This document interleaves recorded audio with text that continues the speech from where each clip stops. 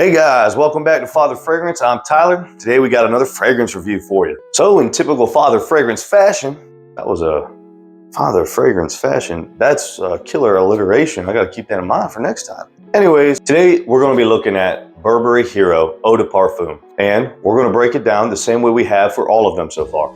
We'll start off with our presentation. We'll go to the scent profile. We'll go to the performance, and we'll go to the pricing.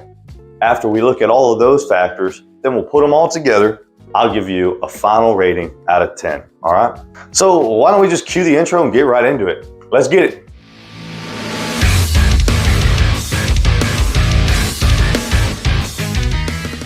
All right, so as always, we're kicking off with presentation, all right? So I'll start with the box and then we'll go into the bottle right after that. All right, so here we go. We have Burberry Hero. Super exciting. Yeah, not a lot going on here as you can see.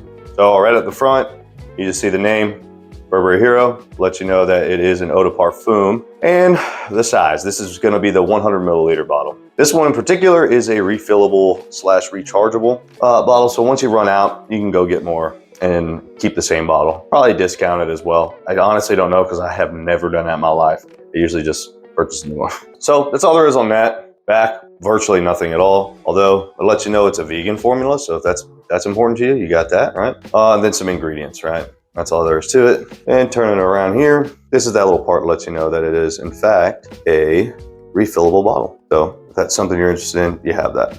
Okay, nothing on that side. And on the bottom, not a whole lot going on. Spark it. Here it is on the top, just says Burberry again, opens up. It's the very, very standard designer like tri-flap thing, right? Flip it open, slides down in there. Not a lot going on. So it's an incredibly basic box. It's very, very common with a lot of designers. Short, sweet, to the point. You don't have any confusion about what you got. They don't spend any extra money that they don't have to on a fancy box. And that helps keep the cost down too. So that's all she wrote there. Now let's go ahead and take a look at the bottle. All right, so the bottle's a little cooler, right? So it's translucent, but it's got this kind of ambery color. It's really nice. Kind of fits the scent profile. Once we get into that, you'll kind of see what I'm talking about. But yeah, there it is. Burberry Hero up in the front. Sorry, I got a little bit of it's all glass, right? So it's a little bit of a fingerprint magnet. So this one's a little bit printy. You probably can see it in there with the light against it. Anyways, so Eau De Parfum in the front. That is important because they do have two others. They have an Eau de Toilette and a Parfum version. So it's always good to know what you actually have, right? All right, so let's go right to the cap. The cap on this is actually pretty awesome. It is, ready for it? Magnetic, baby, we love that. Magnetic cap, there's something about that, it just feels good. Like, yeah, you know what I mean? Like you really got to pull on it too. It's never gonna pop off unless you actually want it to. Super, super nice about that front. I love that. It's also got the house on the top there. You see that, Burberry? This up right here. I couldn't see in the light. Sorry, I had to go find it.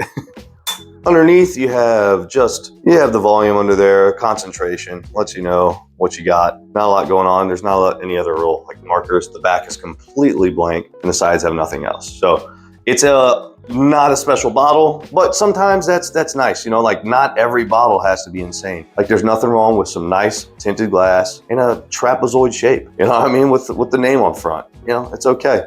And again, when you do stuff like that, it's additional cost that you can cut out of the price overall. So it does help with a little bit, with the price a little bit. All right, and that covers it for the presentation. Up next, we have the meat and potatoes of the review. That's gonna be the scent profile. What's this juice smell like, baby? We gotta know. All right, so as always, I'll take a tester strip, I'll spray on the tester strip, I'll smell the open, I'll describe what I'm smelling to you, and then as that's happening, I'll let it continue to dry down, and then we'll talk about what additional notes I'm getting as it starts to dry. So let's get started. We'll also get an idea of what this atomizer is like. So let's go ahead and get a couple shots and see what this thing's all about. I'll get nice and close so you can really see that atomizer. Ooh. You saw that, that's pretty nice. That's pretty darn nice. Ooh, I'm already getting some sniffs here. That's lovely. Okay, so in the opening, I love this opening. Okay, it's so outdoorsy fresh. And what I mean by that is you're gonna get like a blast of like pine trees, pine needles. Man, right off the bat, it's like this super almost like Christmassy pine needles, man. It smells so good. And there's just a touch of sweetness in that open too. And that really does help with that as well. So it feels like almost a very inviting pine needle. All right, and as it starts to dry, you do get a little more of that sweetness, but it continues to get more woody actually. And that makes it a little more masculine as it goes, right? That's where you kind of really start to pick those very masculine notes up. That's what I'm kind of getting as it's drying down. Oh, I do like this a lot.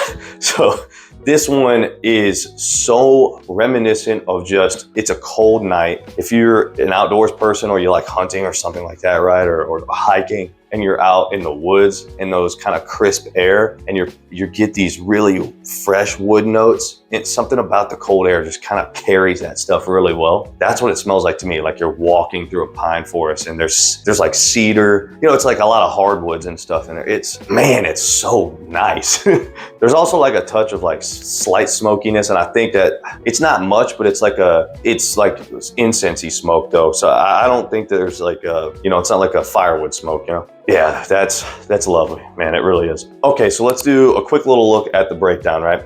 Top notes are gonna be pine needles and olibanum. And the pine needles are super evident, but the olibanum is like, it's kind of gives it more of this like fruity sweetness, like I said, with a little spice in there. That's kind of what you're getting off of that top note there. And that portion actually does stick around a while. That little sweetness, kind of spiciness actually kind of sticks around. It's not super sweet, like it's not cloying or anything. It's just a little bit to make it kind of a little more of mass appealing, right? Okay, and then middle notes are gonna be benzoin and incense. That's actually probably where I'm getting some of that vanillic smells from, is probably from that benzoin, right? And like I mentioned, I did pick up a little bit of like a slight bit of smokiness, and it's gonna be off of that incense note. So not super pronounced, it's just barely in there, but I think it gives it a really nice little extra edge. And then the base notes, man, this is where this thing is just hitting. This is a super woody fragrance, and all of the base notes are very evident here. So you have 3 different kinds of cedars: Atlas cedar, Himalayan cedar, Virginian cedar. It's like every cedar who's ever been put on this earth cedar, right? That is all over the place on this fragrance. And that's what I like about it. I love wood.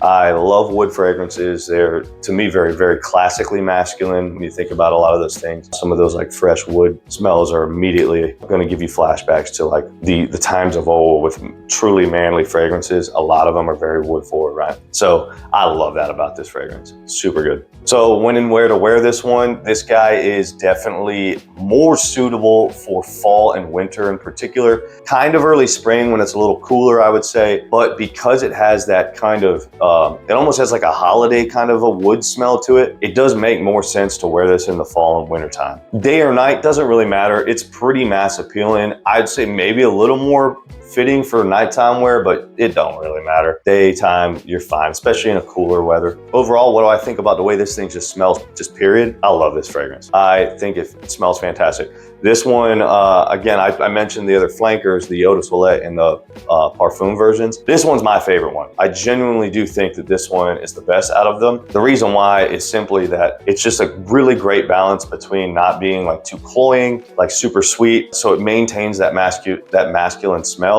And it's just so like cedar and pine forward that, and I just fell in love with that incredible woodsy smell, man. I really enjoy outdoor stuff. All right, so on scent alone, I'm gonna give it like probably 9 out of 10, man. Stuff's awesome. All right, now let's go ahead and talk about performance a little bit. So this one I've worn plenty of times now, and the performance is both impressive and average at the same time. And I'll kind of discuss what I mean about that. First things first, projection wise, when you first put this on, it pushes. This is no joke, actually. It's strong.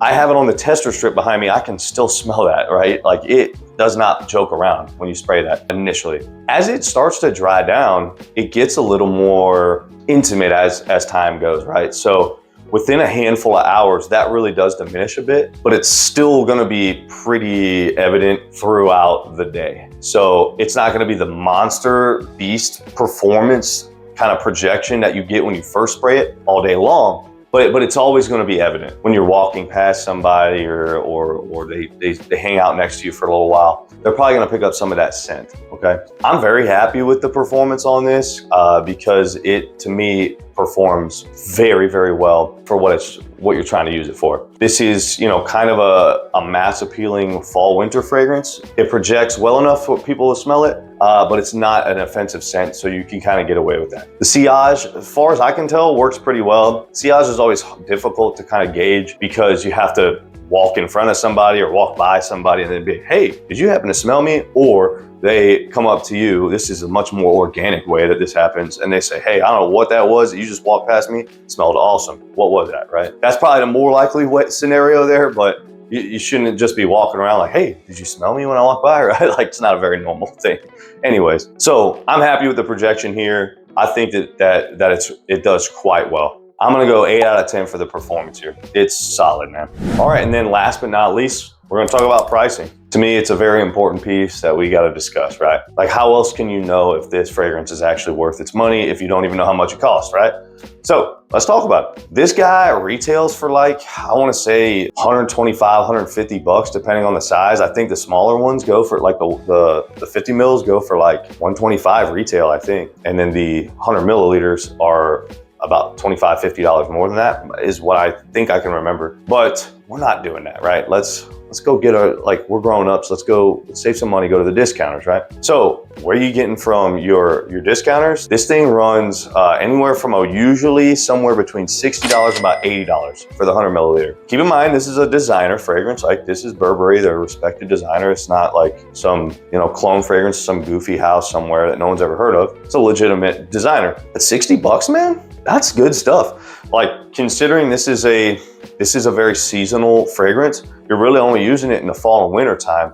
Unless you're like caking yourself with it, which don't do, because it can get really cloying, right? You're gonna have this for years, like a couple seasons worth, unless it's the only thing you wear, you know what I mean? Or you're way overdoing it. So if you get the 100 ml bottle, I imagine you could get probably 5-6 years of use out of that. And that's what, 10 bucks a year? You know what I mean? Like, come on, dude, like that's a good bargain. That's where I found this one off of Aura Fragrance, is where I got this one, 60 bucks, give or take, 62, $3, whatever, something like that. Well worth that price. Absolutely. Performs super well, smells awesome. What else could you ask for? That's awesome. As far as pricing goes, at the end of the day, man, this is super fair pricing. I'm gonna go ahead and give it, like, it's not like a steal, like like I talked about Coach for Men before. That thing's 30 bucks. Like, that's crazy. But at 60 bucks, still super good bargain. I'm giving this 9 out of 10 on pricing. All right, y'all, so we got everything knocked out. We have our presentation, we have our scent profile, we got our performance and our pricing all knocked out. So we're gonna put all that together and we're gonna come up with a rating out of 10.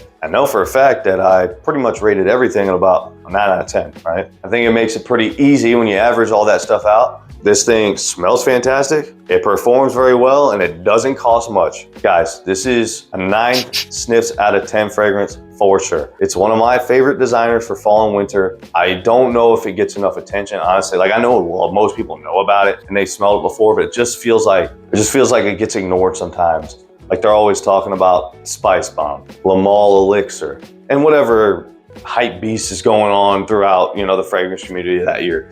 This one just doesn't ever seem to be in that mix, so I think it's kind of slept on, right? So, like, I don't smell a lot of people wearing this through the fall and winter months, so in a way it almost sticks out. I can't really say enough good things about this one, guys. So definitely get your nose on this if you haven't tried it before, and if you have, I'm sure that most of you probably agree with me. It just seems like not enough people know about this one, right? So get out there and give it a shot. All right, guys, thank you so much for watching today. Really appreciate you being here with me again for another review with Father Fragrance, right? I hope you liked what you watched, and if you didn't, I'm sorry about that, but I really appreciate you sticking around this long. If you could just let me know what you thought I could have done better, what you thought I didn't cover that I should have, or if you have an idea for a fragrance that you'd like to hear about in the future, please let me know down in the comments, and I'm happy to get with you down there. As always, thank you so much again. This is Father Fragrance. I'm Tyler, and we can't wait to see you again. In the meantime, stay smelly, y'all.